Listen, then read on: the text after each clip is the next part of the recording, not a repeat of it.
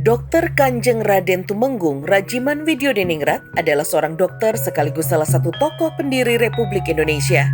Organisasi Budi Utomo misalnya lahir atas prakarsanya. Pada tahun 1945, dirinya pula yang terpilih memimpin Badan Penyelidik Usaha-Usaha Persiapan Kemerdekaan Indonesia atau BPUPKI.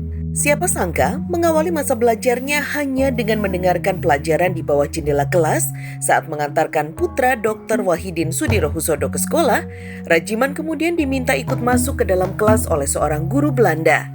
Ia begitu giat belajar hingga akhirnya di usia 20 tahun gelar dokter telah disandangnya. 4 tahun kemudian giliran gelar Master of Art yang ia sabet.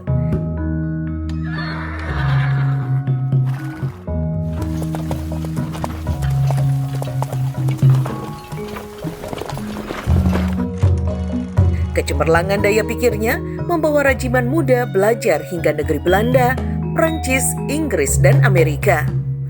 Ilmu yang ia dapatkan ia gunakan untuk memberantas wabah penyakit pes di Ngawi, tanah kelahirannya pada tahun 1934.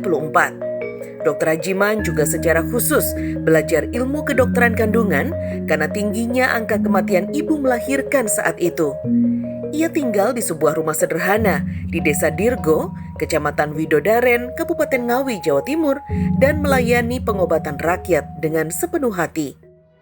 Di rumah ini pula sang putra Fajar Soekarno kerap kali bertandang. Diskusi panjang tentang pergerakan perjuangan merebut kemerdekaan pun terjadi di sela-sela kesibukan Dr. Rajiman menyembuhkan beraneka penyakit rakyat.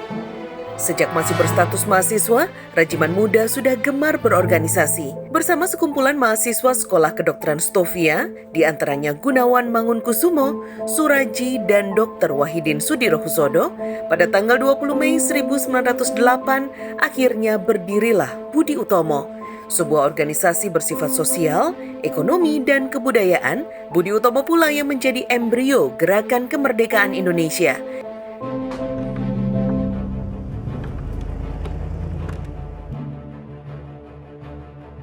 Tidak berhenti di situ saja, Dr. Rajiman terus terlibat aktif memperjuangkan kemerdekaan Indonesia.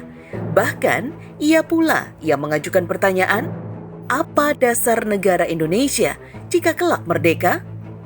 Pertanyaan ini diajukannya pada sidang BPUPKI tanggal 29 Mei 1945. Pertanyaan ini kemudian dijawab Bung Karno dengan Pancasila. Jawaban dan uraian Bung Karno tentang Pancasila sebagai dasar negara Indonesia kemudian ditulis oleh Rajiman selaku Ketua BPUPKI dalam sebuah pengantar penerbitan buku Pancasila yang pertama pada tahun 1948. Setelah kemerdekaan berhasil direbut dan proklamasi dikumandangkan 17 Agustus 1945, Dr. Rajiman tidak pernah berhenti mengabdikan diri pada negara. Ia tercatat pernah menjadi anggota DPA, KNIP, dan pemimpin sidang DPR pertama saat Indonesia kembali menjadi negara kesatuan dari Republik Indonesia Serikat. Setelah puluhan tahun mendarma baktikan hidupnya untuk Nusantara, pada tahun 1952, Dr. Rajiman beristirahat abadi.